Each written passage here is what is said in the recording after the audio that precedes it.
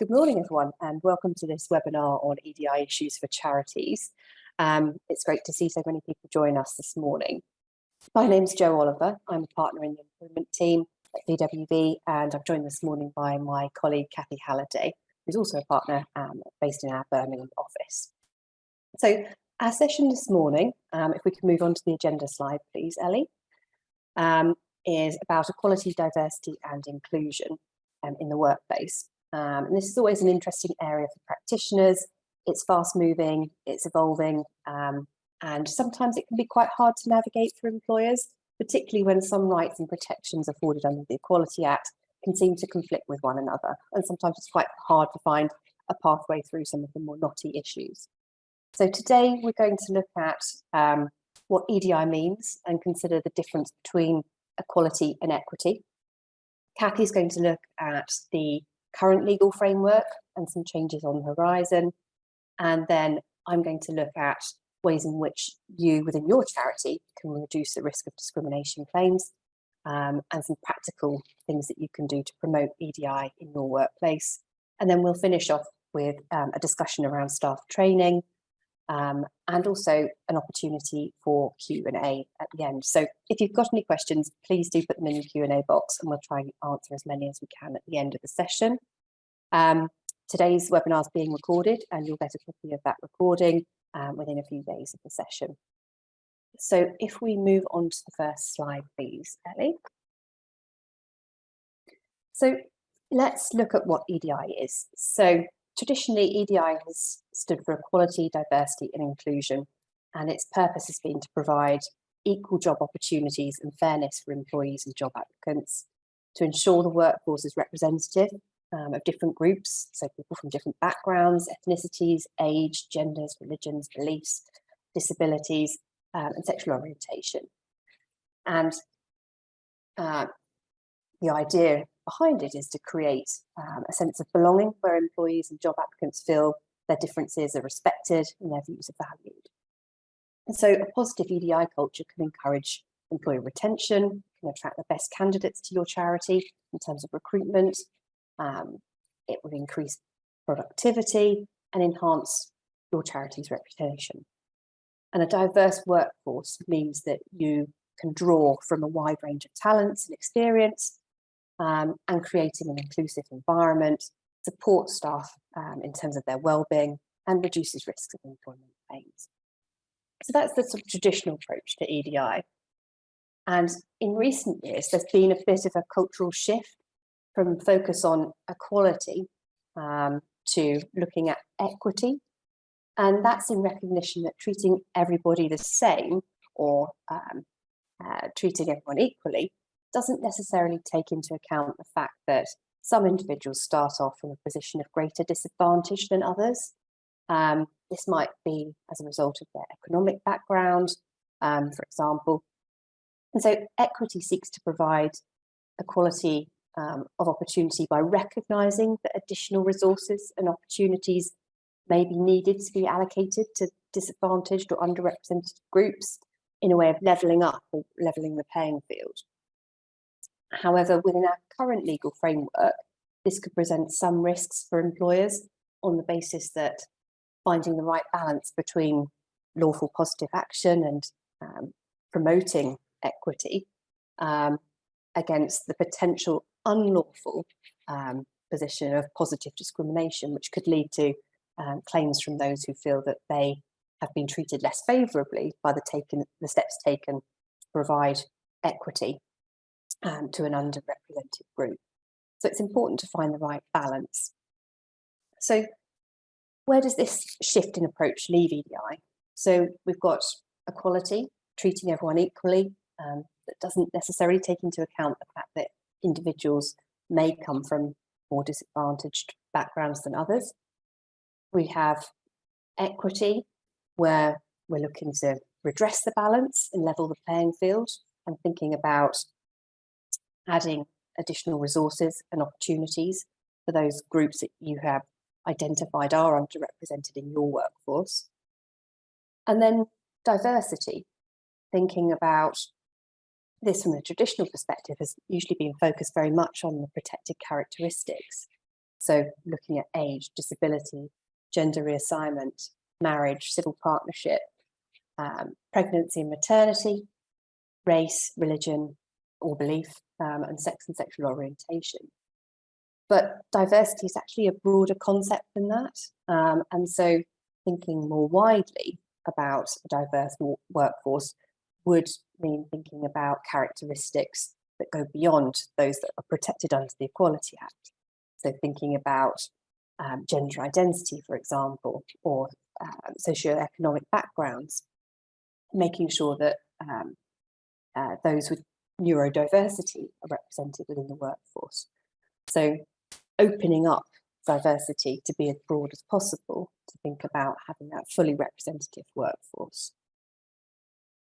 And then when we think about inclusion, this is an interesting concept on the basis that traditionally it's been about respecting and welcoming differences between staff without requiring conformity and everyone to be the same.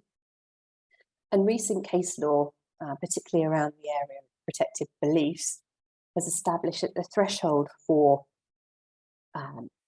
philosophical beliefs that are worthy of protection is actually perhaps lower than perhaps we had traditionally thought. And therefore, some minority views that might be controversial, unpopular, might be even offensive to some, are considered to be worthy of protection under the Equality Act, which means within the workplace, when you're looking at inclusion, it's including not only the sort of populist view, but also views of some individuals that may be difficult and challenging for colleagues to accept. Therefore, a truly inclusive workplace needs to recognise and promote tolerance in terms of minority beliefs and acceptance that those holding those beliefs do have protections, and that there is a place for genuine debate and difference of opinions within a workplace without that necessarily creating an environment that could be discriminatory. So if we move on to the next slide, please. So today's session is very much focused on EDI from an employment perspective, as opposed to the wider context that charities operate in. But we thought it might be helpful just to think, before going into the legal framework around EDI, a little bit about that wider context for charities.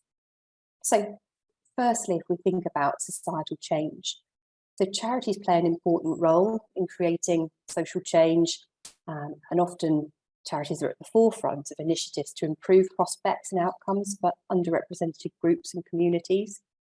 So thinking about how your charity operates in that context, particularly in the wake of movements like Me Too and Everyone's Invited, Black Lives Matter, it's important to think about how that wider impact filters through both into your employment relationships and in wider context too.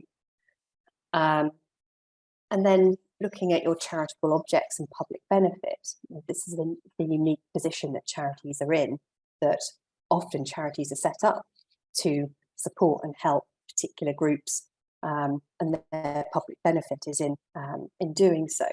And charities can limit the benefit that they provide to persons who share the same characteristic, providing that they are doing so in accordance with their charitable instruments or their objects, and that they can objectively justify what they're doing. So it's a proportionate means of achieving a legitimate aim. And then if we think about your regulatory obligations as a charity, so charities are or have a duty to safeguard those who come into contact with the charity from any harm. And obviously, discrimination is a potential cause of harm.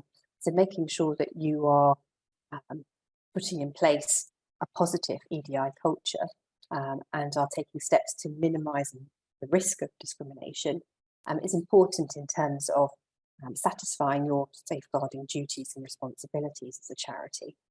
And making sure that decision making from the top down, from trustees down and in your charity, isn't tainted by any kind of unconscious bias, and that challenges are put to the decisions that are made as to whether those decisions are free from any bias. And then finally, if we look at reputation, so for any charity, reputation is going to be key and important, and having a positive EDI culture is important in terms of ensuring public confidence in your charity, in terms of your fundraising opportunities, and also in terms of cultivating partnerships with various stakeholders, that having a good culture in relation to EDI can help support that. So I'll hand over to Kathy now to discuss the current legal framework and some changes on the horizon. Thanks, Jo. So good morning, everyone. So Jo's filled us in a bit about the current thinking about EDI or DEI, but although the social agenda is changing, the starting point and the touchstone for your legal obligations as a charity towards your employees remains the Equality Act. So the purpose of the Equality Act is to address systematic unfairness by providing statutory protection against certain forms of treatment for individuals who share specific characteristics. And if the discrimination is not linked to one of the 9 listed characteristics, then there is no protection. So, for example, you can overtly discriminate in the UK on grounds of someone's weight, although not soon in New York, as we'll all have seen on the news. But in the UK, there's no such statutory protection at the moment, although, of course, fair treatment of all staff would be something we'd recommended. So the protection only relates to those 9 protected characteristics because they're listed in the Equality Act.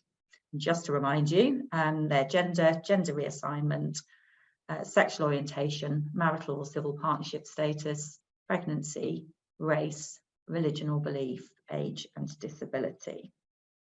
There's also currently no protection in the UK for dual or intersectional discrimination.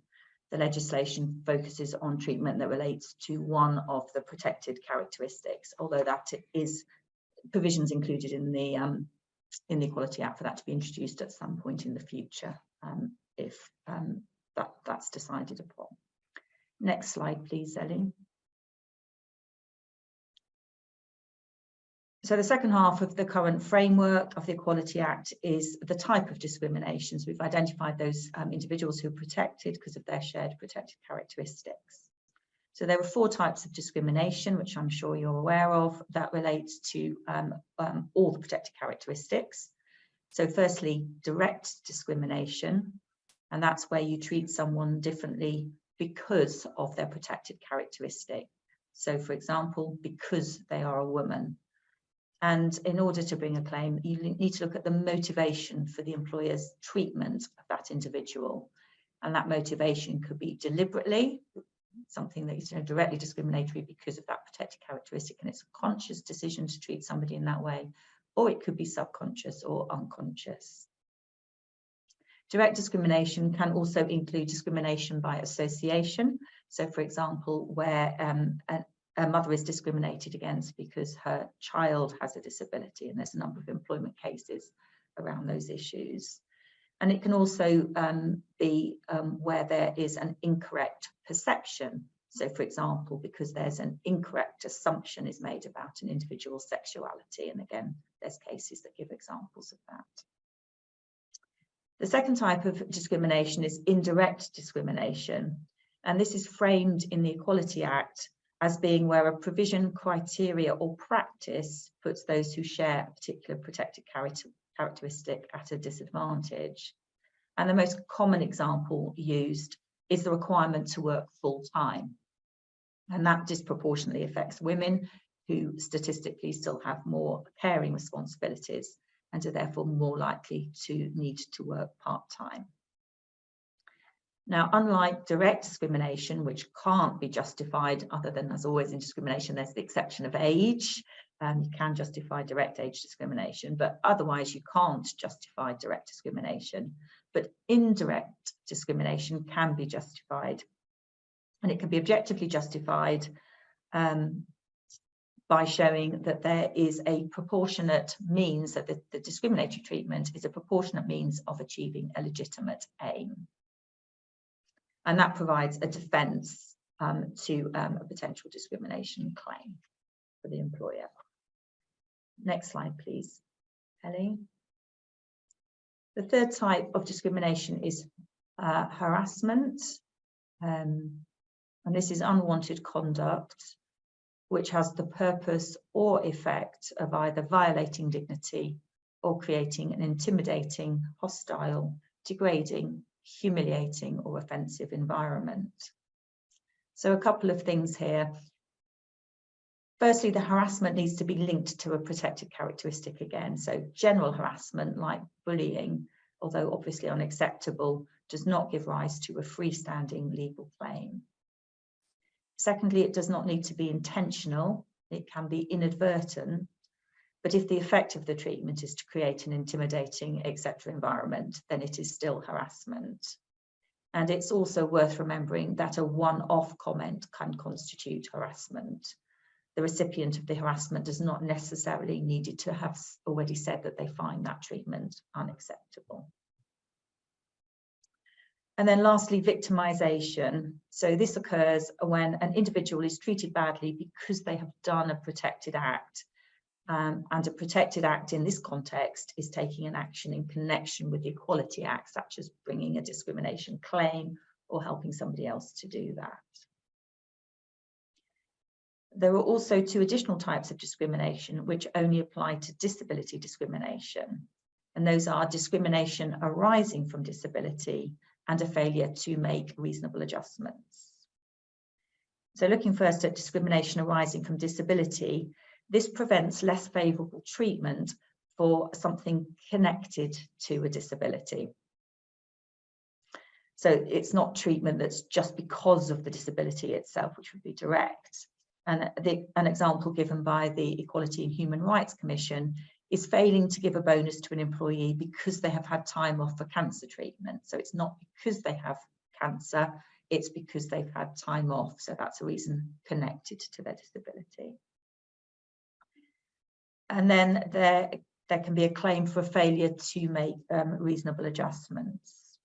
So the duty to make reasonable adjustments or to provide auxiliary aids if required arises where an employee is disadvantaged by a disability, but working arrangements could be adjusted to address that disadvantage.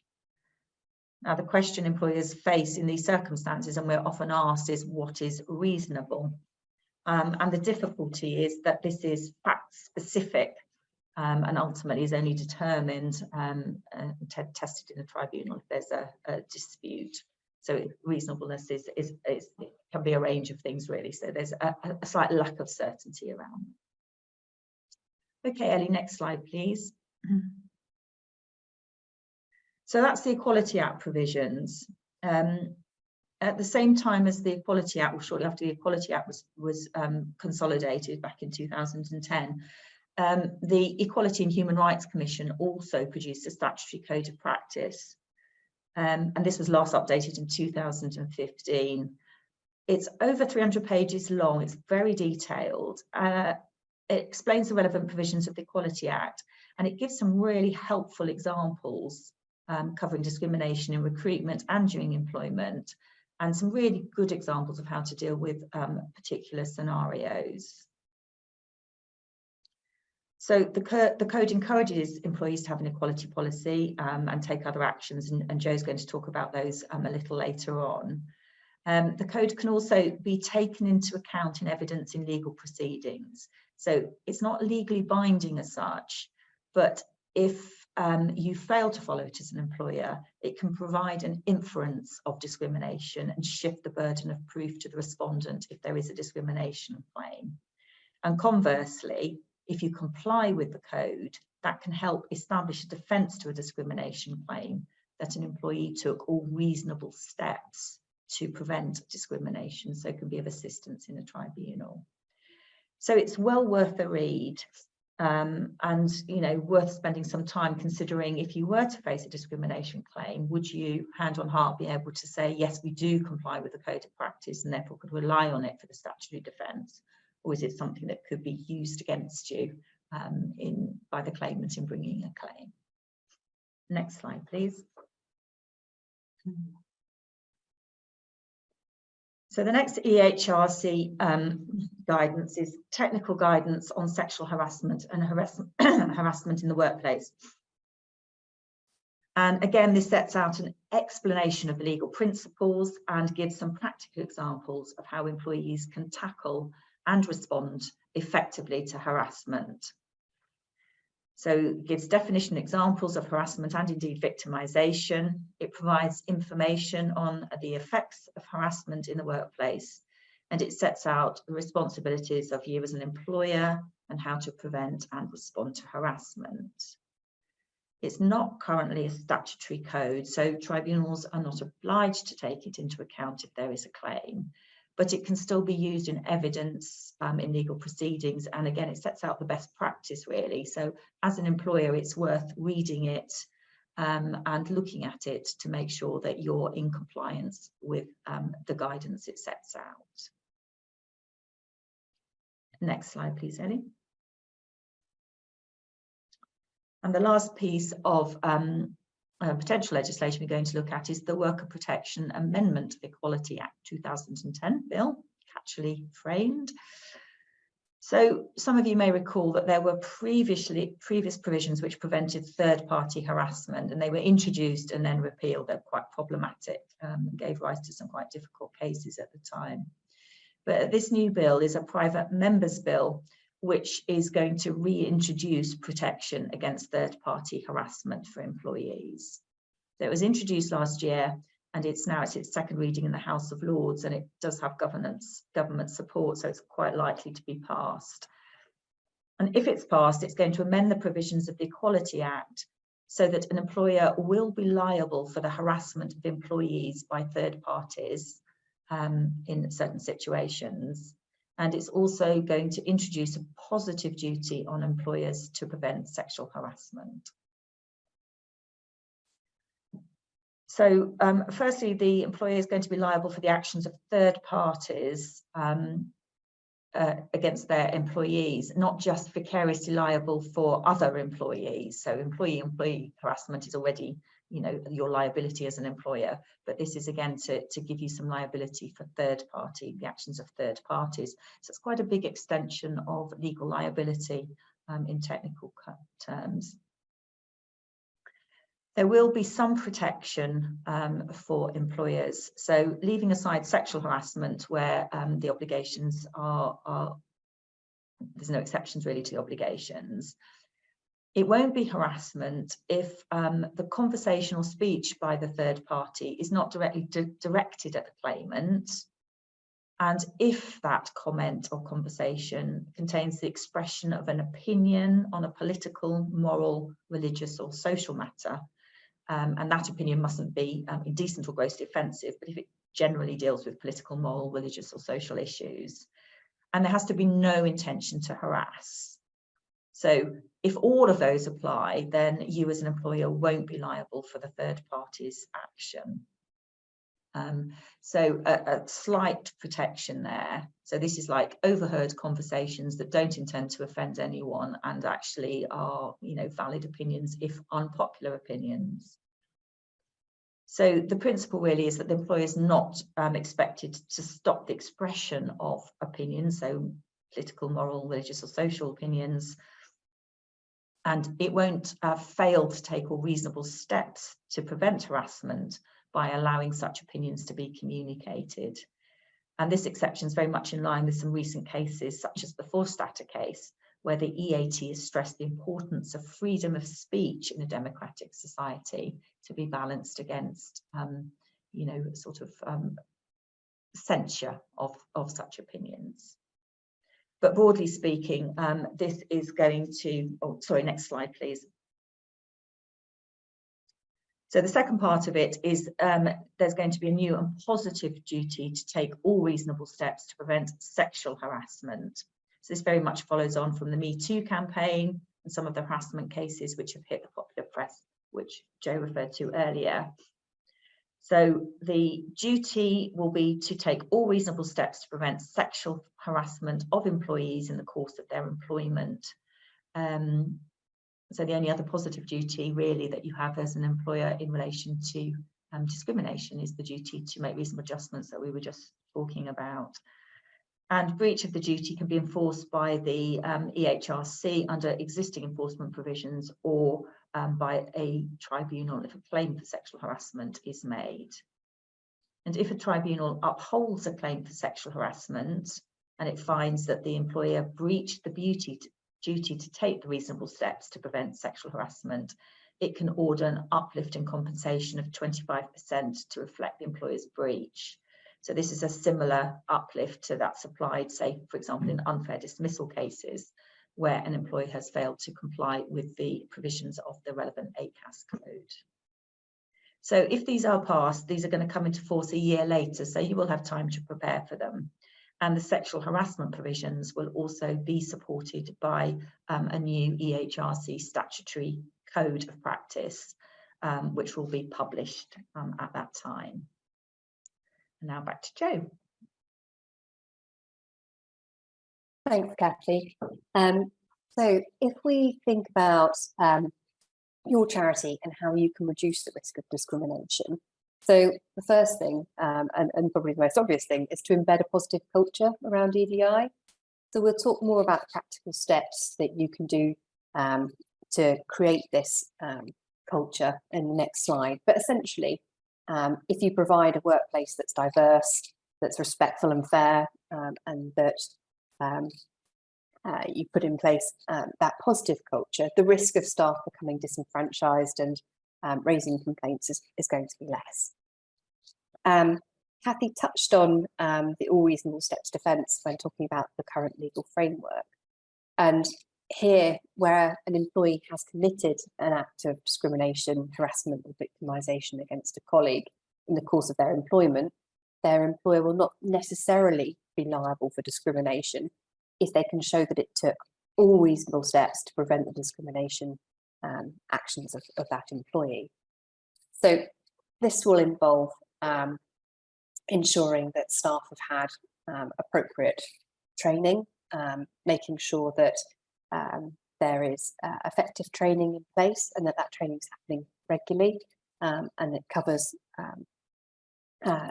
all of the issues that could arise in the employment context and sets out standards of conduct that's expected.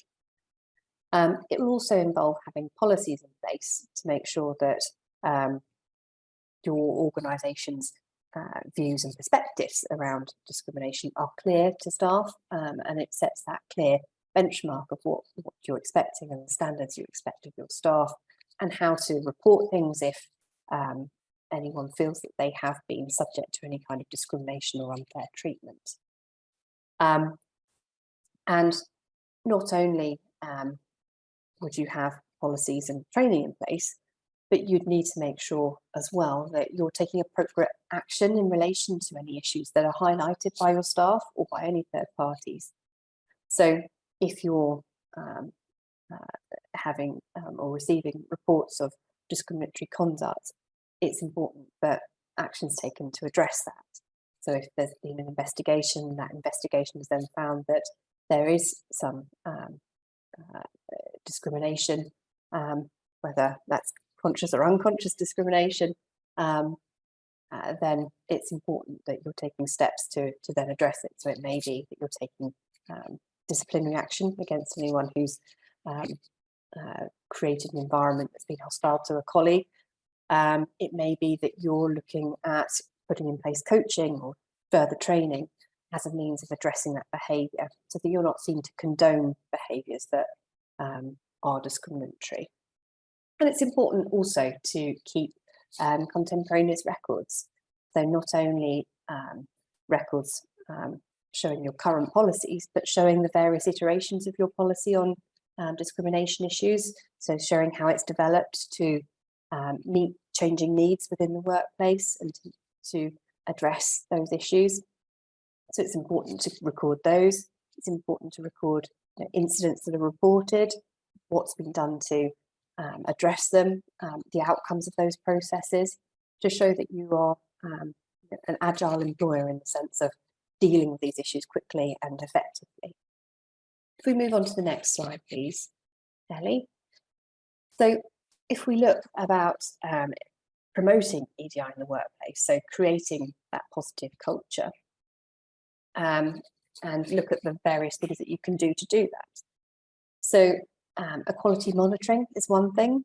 So this helps to identify areas within your workforce where certain groups might be underrepresented, so that you can see whether there are any inequalities in your workforce, and you can think about how you can put in place initiatives to correct that. And then EDI targets, so the next step on from that. So if you've identified that a particular group is underrepresented or is not represented at senior level, for example, you might put in place targets to help improve or level the playing field. So, for example, you could set a target of increasing the percentage of female trustees on your charity's board, or you might establish a mentoring program to help increase equality of opportunity from those from a certain ethnic background. Or you might set up and support the use of internal networking groups or staff groups that are supporting a particular protected characteristics or encouraging allies who don't share that characteristic but who want to help support the career development of those who do. So another thing to think about might be putting in place workplace equality champions. So there's been quite a significant move to have mental health first aiders, for example, and having equality champions is another way of ensuring that you've got accessible support for staff within the workplace, so that they've got someone that they can come to if they have any concerns about the way they've been treated or the way that the organisation's policy and procedures might affect them. So a workplace equality champion is a person within the organisation who advocates for and monitors equality issues and who oversees training and offers support to employees who have suffered discrimination. And it's important for those individuals to be approachable, and so having champions who are well trained and who are at different levels within your organisation can help for individuals to feel comfortable coming forward to them, because if they're their peer, it's more likely that they're going to be able to open up and discuss any issues of concern rather than feeling concerned that they won't be listened to. And mentoring is another opportunity to create a positive EDI culture. Mentoring is an effective way of encouraging diversity and equality of opportunity. Internal mentoring provides support, advice, assistance to more junior colleagues, and helps ensure that ideas are filtered through the organisation and cascaded down. The mentors can act as role models, and having role models from different backgrounds can help create a position where employees from those backgrounds can see that they're represented, and to see that your charity is representing someone who looks, sounds, and comes from a similar background as them. And it's a way of passing on skills and knowledge, and assisting in identifying developmental needs and goals, and providing constructive feedback between mentor and mentee. And then another thing to think about in terms of putting in place and creating a positive EDI culture is thinking about diversity within recruitment, and making sure that the wording used in any job adverts attracts a diverse pool of candidates, that the audience for that advert is also going to be diverse. So thinking about where you're placing an advert for a role, or when you're engaging recruitment consultants to assist you in the recruitment exercise, making sure that it's clear to them that you're an equal opportunities employer, and that you're looking to ensure that they source from a wide range of candidates and aren't excluding any particular candidates on the basis that they might be placing adverts in a publication that, you know, the demographic of their readership is very much limited to a particular characteristic. And then making sure that those who are responsible for the interview and shortlisting process have had some training on equality and diversity issues, so that they are aware of any potential unconscious bias and can challenge those biases as well. So making sure that they're not stereotyping candidates or making shortcuts or assumptions about those candidates because of the background they're from, or because they've got children or a certain age, and making sure that they are able to challenge any prejudices they hold to make sure that the candidates come forward are from a diverse background, and also making sure that the person appointed is appointed on merit, not because of any favouritism or any biased views. And then also thinking about the job description and person specification for any role, making sure that that has been drawn up to be specific to the role and not sort of more generalist, and making sure that you're not adding any requirements that go beyond what's needed for the job that could prevent certain people from applying for the role or could make it harder for them to apply for the role. So thinking about what's really necessary to perform the role rather than nice to haves. And then also making sure that training for staff is up to date as well. So making sure that staff receive comprehensive training on EDI issues on a regular basis as well. So if we go on to the next slide and we do a quick poll in relation to training within your charity. So do you provide managers with additional training on navigating EDI issues? So if you would like to vote now, so we've got yes, we run specific training for sessions for managers, no, managers undertake the same training as everyone else, or we don't currently offer any EDI training. I'll give you a couple of minutes to just put your poll answer down. And then if we could see the results, Ellie. So quite interestingly, at the moment, around 50% don't provide any EDI training, which is quite surprising actually in the current environment.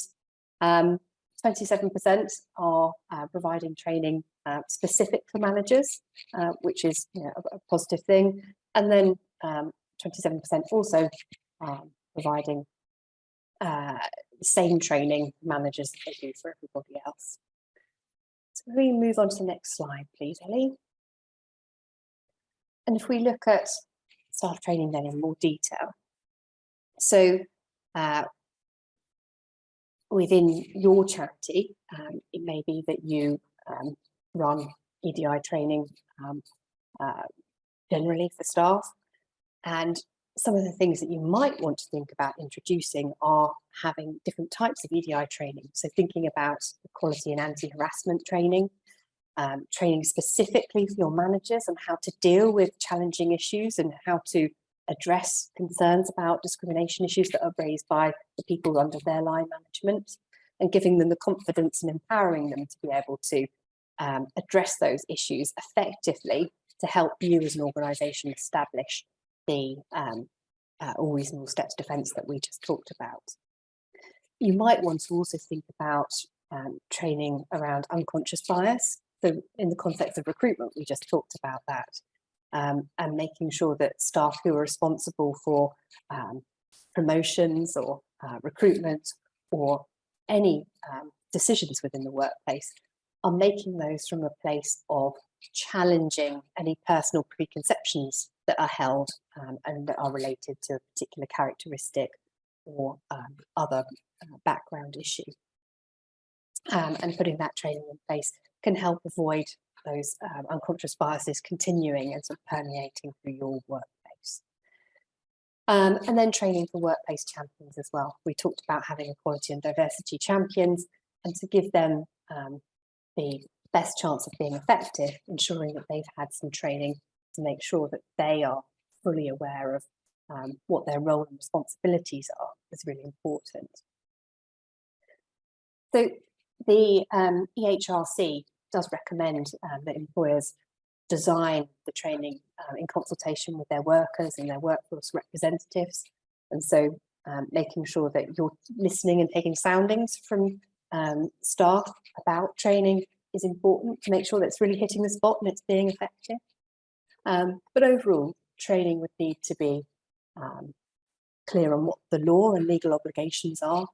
You would need to use it to introduce your policies and procedures and to make sure that staff understand how those policies should operate in practice. It's really important that they set the standard of behaviour and conduct that you expect from all staff, so that if anyone falls below that level, you are able to highlight where they have gone wrong and potentially take disciplinary action if necessary. And it sets a standard and certainty for staff if they know what's expected of them. And also having training around how promotions and other areas of recognition are dealt with as well. How you're going to deal with equality monitoring within your organisation as well. And also where and how staff can raise concerns if they've got issues, so that you've got a clear reporting policy and procedure in place so it's transparent, staff feel empowered to come to you or to the designated person to raise a grievance, to raise a complaint if they've been mistreated, that they know and feel safe that that's going to be dealt with properly and that action is going to be taken to address that conduct to ensure that it doesn't happen again. So making sure that that reporting chain is really clear to staff is also an important part of that training process. So if we can move on to the next slide, please. Ellie, thank you. So if we look further at why training is so important, and there's a recent case, the case Valet and Geelan, which is highlights why this is so important for employers, that not only is it necessary to have your policies and procedures in place, to have training, it's really important that you're ensuring that that's effective and that you're making sure that it is regular and doesn't turn stale over time. Essentially, in ALE, the tribunal found that whilst the employer had policies and procedures in place and had given staff training, it couldn't rely on reasonable steps defence on the basis that that training hadn't proven to be effective in the workplace, that discrimination was still happening, that managers who had undertaken the training had not then intervened to stop that from happening. And as a consequence, the training hadn't addressed the issues that it should. And so the employer hadn't taken all reasonable steps because it hadn't gone that step further in making sure that training was happening regularly and making sure that it's still current, relevant, and was really making an impact on the workforce. And so it's a real cautionary tale that just sort of ticking the box and thinking, oh, we've had training this year and we have got a policy isn't going to be enough to protect you. You need to make sure that that policy is kept under regular review, that it's updated, and that the training is developed to address things that are happening in your workplace, and that you're really putting steps in place to make sure that any breaches of policy and procedure in relation to EDI issues are being addressed. And so running training for managers to make sure that they are monitoring those issues and that they are dealing with these things confidently, quickly, effectively is really important, as well as making sure that all of your staff are aware of standards of conduct expected of them. So if we could move on to the next slide, please, Ellie. So to assist charity clients in dealing with these sort of issues, we've prepared some e-learning training on anti-harassment and bullying in the workplace, and conscious bias, and training for line managers. So if you wanted to find out more about that training, we've got a poll quickly, Ellie, if you want to run that. you could answer the poll here. So yes, if you're interested in putting EDI training in place that you haven't got already, then do click yes. If you're thinking about implementing this at some time in the future, then do let us know. And if you're not interested in EDI training, then by all means do click no thank you.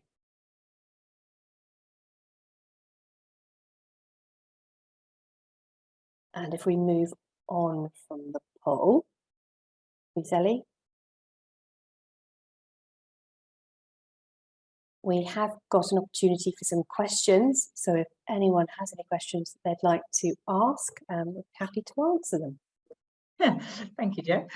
So we've had a few questions in. One was about how often should you be doing EDI training? Is online EDI refresher training adequate, and do we have any? So Jo's answered that one.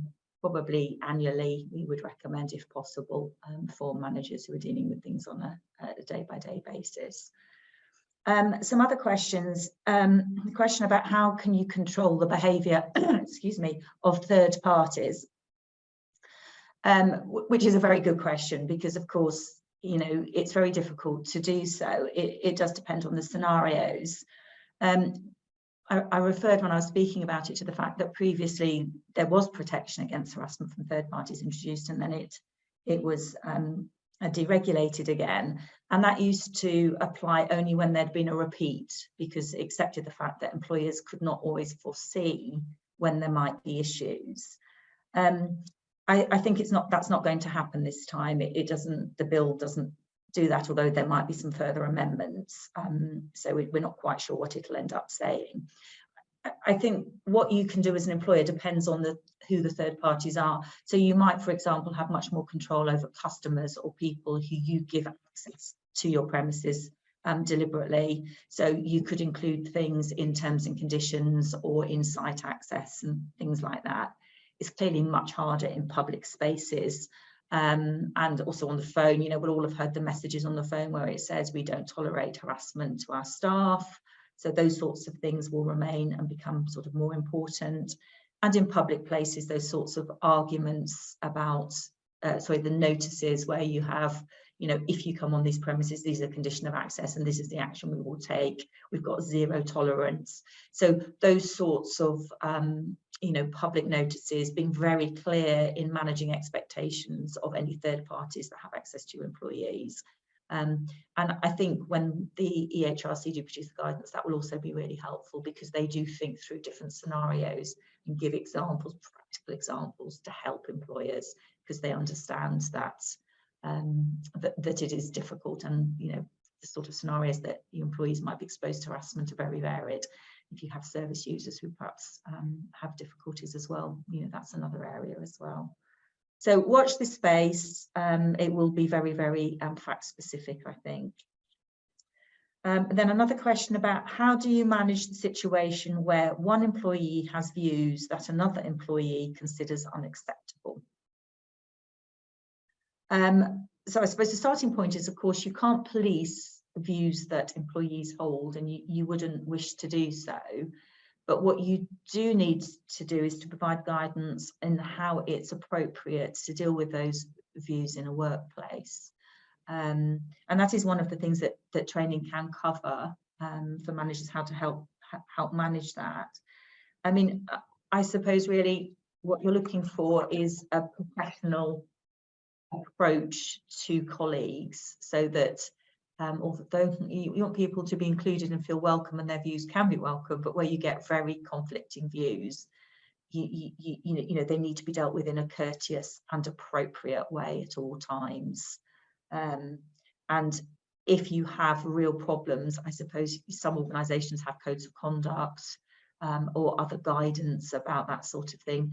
It would be nice to think that you don't need something so detailed, that it's not a policy that's written down, but really you're looking at tolerance, courtesy, and a professional approach to your colleagues, and also nipping it in the bud really early if you feel that there's tensions evolving. Actually get in quick and have a word with the people concerned before you get into that grievance, counter grievance, and it all escalates. at which point you get your lawyers involved, and it normally ends in an exit, which is not the way anyone wants it to. Jo, I don't know if you want to add anything to that. No, not really. I think you've covered everything, Kathy. I just there's a push towards thinking more about tolerance and tolerance of views, and that not everyone has to agree, and that's okay, as long as when you're in disagreement, you are respectful in being in disagreement, and you don't let that filter over into how you interact with each other, and that you accept that you have different views. Yeah, I don't think passionate espousing your views in the workplace is ever helpful, really. So it's just trying to manage your employees to see that, and training can assist. Just understanding where the boundaries are, I suppose. And then another question directed at you, Jo. Could you please give examples of wording we should be aware of for diverse recruiting of trustees, as well as where to publish job descriptions? Do you want me to start, or do you want to start, Jane? I can start. I suppose the thing to be aware of is making sure that you're not inadvertently closing or using wording that would close down potential recruitment or potential interest in a role. So anything that would highlight particular age or background, and making it clear in your adverts that you welcome applications from a diverse range of people, that you are equal opportunities charity, that you are looking to have a diverse board, so that you are opening yourself up as being inclusive, and looking for individuals who are like-minded to come forward to apply. And I think also just be mindful of where you place your adverts. I mean, you know, if you always put them in the Guardian, you're likely to get particular types of people applying. So actually looking for a diverse way. So, you know, LinkedIn is great, isn't it? And some of the social media, if you want younger, that's discriminatory in itself, isn't it? But you know, if you want younger and to reach a wider audience, so that you're encouraging applications, whether it's to a trusteeship or to an employment job, then it's fine to encourage applications, although the actual assessment and appointment process always has to be equitable across the board. Yeah. So unless there's anything else from anyone else, I think that is all the questions. If you could spend just 2 seconds filling in the feedback poll, that would be fantastic. And thank you all for your time this morning. Thank you.